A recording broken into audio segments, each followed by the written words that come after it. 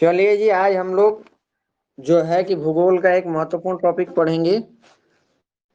पृथ्वी से संबंधित है, अर्थ के बारे में पूरा डिटेल हम लोग पढ़ेंगे। चलिए, पहला प्रश्न है, पृथ्वी का विषुववृत्तीय व्यास कितना है? आपको ये बताना है। पृथ्वी का विषुववृत्तीय व्यास विथआउट ऑप्शन बताइए। 12,000 12,756 है क्या?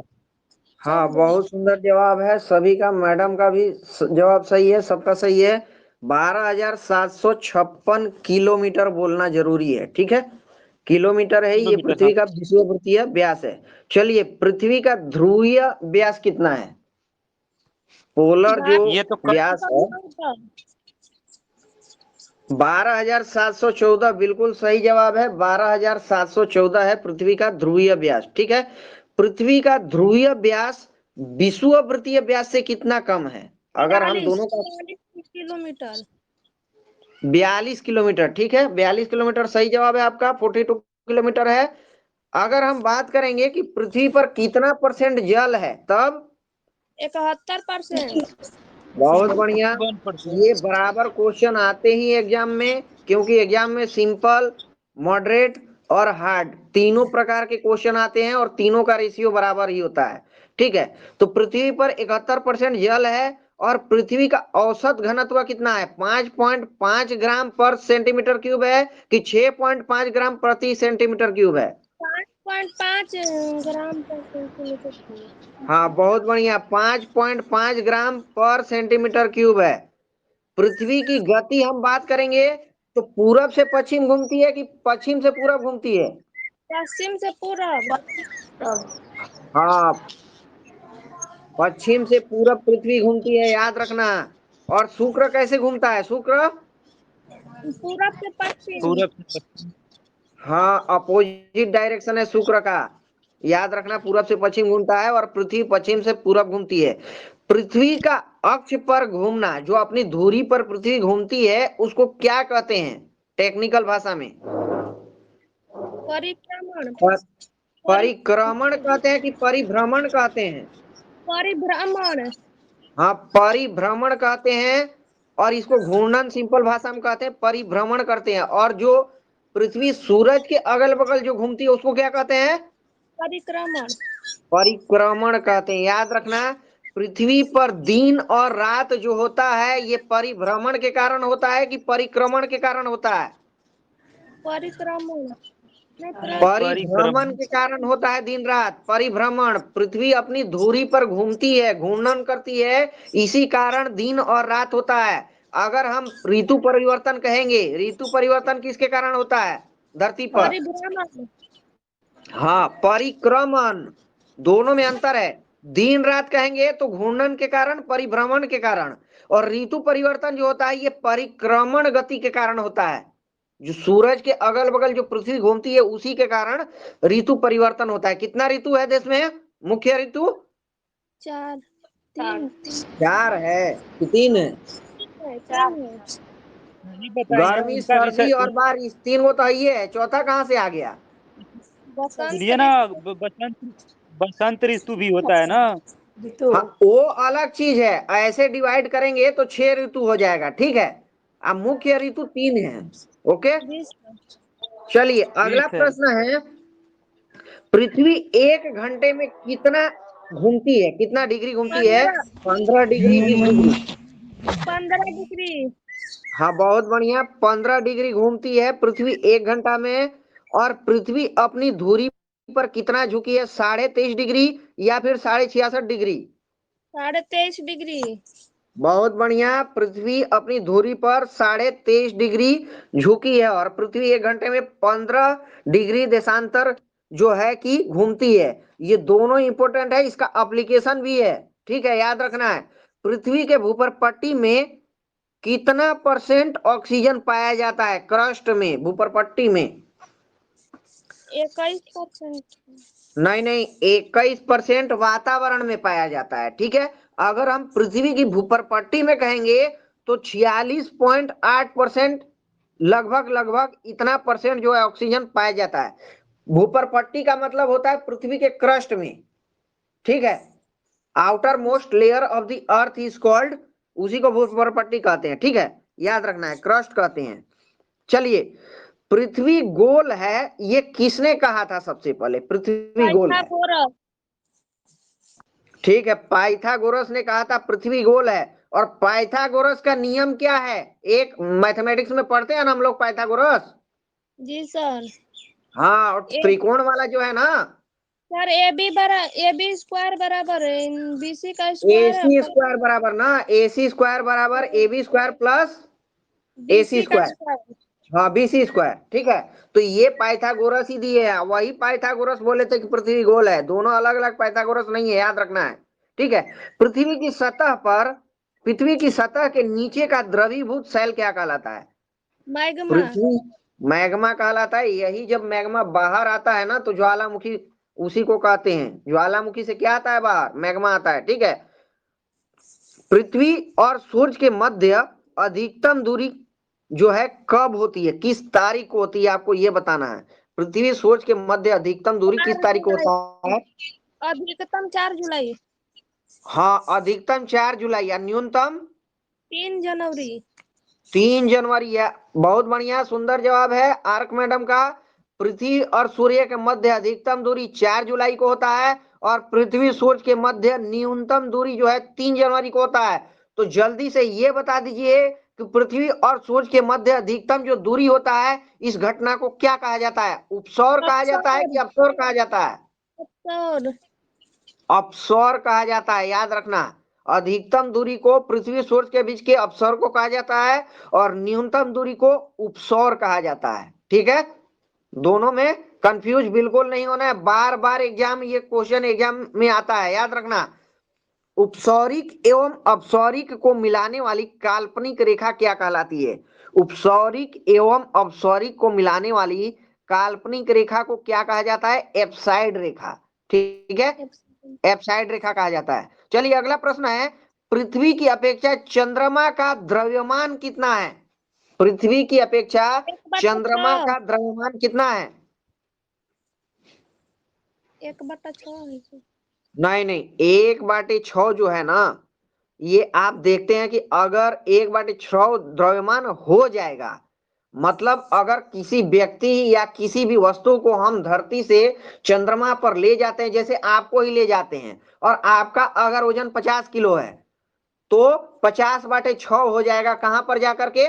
चंद्रमा पर जाकर के हो जाएगा, ठीक है। वेट हो जाएगा, वेट, द्रव्यमान नहीं, आपका अच्छा, वेट हो जाएगा, द्रव्यमान कभी चेंज नहीं होता है, ठीक है। लेकिन हम ये पृथ्वी और चंद्रमा, चंद्रमा जो दोनों गोले हैं ना, इनके द्रव्यमान की बात कर रहे हैं, ठीक है। तो पृथ्वी की अपेक्षा चंद्रमा का द्रव्यमान 1/81 होता है, ठीक है, 1/81 होता है। मतलब पृथ्वी का चंद्रमा से द्रव्यमान कितना ज्यादा है? 81 गुना ज्यादा है, ठीक है, समझ में आ गया? जी सर। हाँ, चलिए, अगला प्रश्न है, पृथ्वी पर सबसे बड़ा हिमखंड कौन है? सबसे बड़ा हिमखंड कौन सा है, ये आपको बताना है। पृथ्वी पर एंटार्क्टिका, ठीक है, एंटार्क्टिका जो महाद्वीप है, ये पूरा बर्फ से ढका है, और पृथ्वी पर सबसे बड़ा हिमखंड यही अंटार्कटिका ही है। चलिए, अगला प्रश्न है, पृथ्वी की आंतरिक संरचना, पृथ्वी की आंतरिक संरचना किससे बनी है, ये बताना है। देखिए, सियाल है, सीमा और क्रोड, आप सुने होंगे, नीफे, ठीक है, जी सर। नीफे सुने हैं ना, निकल और जी फेरम, हाँ, वही पृथ्वी की आंतरिक संरचना में अगर हम क्रोड में जाएंगे तो नीफे है, निकल और फेरम है। और सियाल, सियाल भी आप सुने होंगे, सिलिकॉन एल्युमिनियम का बना है, ठीक है। और सीमा, सिलिकॉन मैग्नीशियम का बना है, बीच वाला परत। और सबसे जो ऊपरी लेयर कहेंगे ना पृथ्वी का, सियाल का बना है, बीच वाला सीमा का बना है, मतलब सिलिकॉन मैग्नीशियम। और सबसे आंतरिक परत जो है ये नीफे का बना है, निकल और फेरम, ठीक है। चलिए, अगला प्रश्न है, क्रोड अभी हम बता दिए, क्रोड किसका बना है? निकल और फेरम का। और सियाल सिलिकॉन एल्युमिनियम का बना है, एल्यूमिना, सिलिकॉन एल्यूमिना। और सीमा में सिलिकॉन मैग्नीशियम है। पृथ्वी का सुरक्षा वाल्व किसको कहा जाता है? भूकंप को कि ज्वालामुखी को? पृथ्वी का सुरक्षा वाल्व, ज्वालामुखी। हाँ, पृथ्वी का सुरक्षा वाल्व ज्वालामुखी को कहा जाता है। बहुत सुंदर जवाब है आपका। और पृथ्वी के बाह्य भीति का ऊपरी भाग क्या कहलाता है? बाह्य भीति का ऊपरी भाग पृथ्वी का क्या कहलाता है? एस्थेनोस्फीयर। ठीक है, asthenosphere, again I am repeating, पृथ्वी के बाह्य भित्ति का ऊपरी भाग एस्थेनोस्फीयर कहा जाता है। ठीक है, पृथ्वी पर सबसे लंबा दिन कब होता है? तारीख आपको बताना है। उत्तरी गोलार्ध में पहले तो बताइए, उत्तरी गोलार्ध में सबसे लंबा दिन किस तारीख को होता है पृथ्वी का? 21 जून को कि 22 दिसंबर को? 21 जून को, और दक्षिणी में 22 दिसंबर।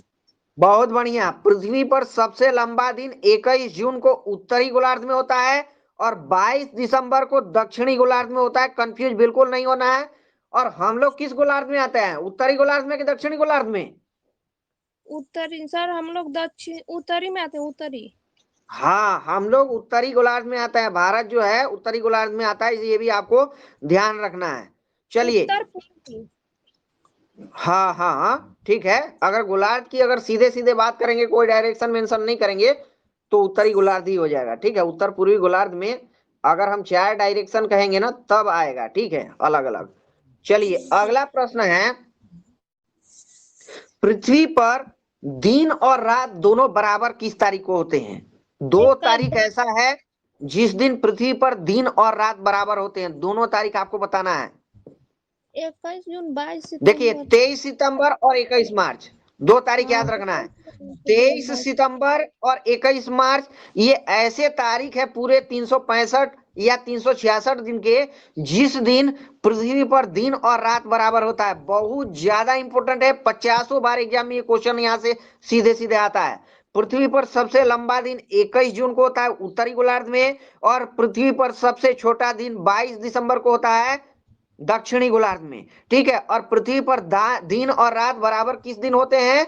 तो ये होते हैं 23 सितंबर और 21 मार्च को। ये बात ध्यान रखना है।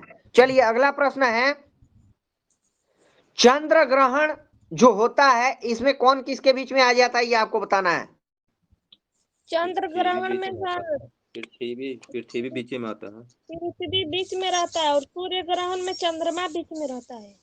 हाँ, बहुत बढ़िया। देखिए, चंद्र ग्रहण हो या सूर्य ग्रहण हो, आपको ये बात ध्यान रखना है। यहाँ पर याद करने के लिए बता रहे हैं, सूरज कभी बीच में नहीं आता है। सॉरी, सूरज जो है बीच में कभी नहीं आता है। सही है, सूरज कभी बीच में नहीं आता है। ठीक है, याद रखना है।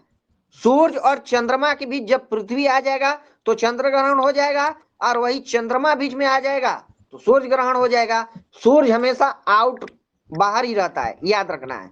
चलिए, पृथ्वी से, हाँ, पांडे जी कहाँ रहते हैं सर? नहीं आते पांडे सर। चलिए, क्लास रिकॉर्डिंग पे है, क्लास पे ध्यान दीजिए, बाद में बात करेंगे। ठीक है, चलिए, पृथ्वी से चंद्रमा का भाग कितना दिखता है? 57% कि 60%? 57%। हाँ, 57% जो है पृथ्वी से चंद्रमा का भाग दिखता है। आपको इस बात का ध्यान रखना है। पृथ्वी की आयु ज्ञात किस विधि के द्वारा की जाती है? पृथ्वी की आयु ज्ञात, यूरेनियम डेटिंग। हाँ, यूरेनियम डेटिंग होता है। और कार्बन डेटिंग से किसका किया जाता है? जीवाश्मों का। बहुत बढ़िया, जीवाश्मों का किया जाता है कार्बन डेटिंग से। और पृथ्वी की आयु ज्ञात की जाती है यूरेनियम विधि से। चलिए, अगला प्रश्न है, अश्व अक्षांश संबंधित है। अश्व अक्षांश किससे संबंधित है? 30 डिग्री से 40 डिग्री उत्तरी तथा दक्षिणी अक्षांश से, यही अश्व अक्षांश कहते हैं। ठीक है, हॉर्स लैटिट्यूड इसी को कहते हैं। ठीक है, 30 डिग्री से 40 डिग्री उत्तरी तथा दक्षिणी अक्षांश को। पृथ्वी पर अक्षांश तथा देशांतर रेखाएं कितनी है? कितनी अक्षांश है पृथ्वी पर, पहले ये बताइए। अक्षांश 180।